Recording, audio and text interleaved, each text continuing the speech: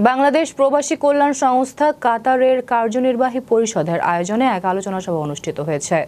কাতার প্রতিনিধি আবুল কালাম ফয়সাল জানান, শুক্রবার রাজধানীর দোহার রয়্যাল আকসা রেস্টুরেন্টে আয়োজিত আলোচনা সভায় সভাপতিত্ব করেন সংস্থার সভাপতি মোহাম্মদ আশরাফুল ইসলাম। সভার শুরুতে পবিত্র কোরআন থেকে তিলাওয়াত করেন সংস্থার ধর্ম বিষয়ক সম্পাদক মাওলানা শাহাদাত হোসেন।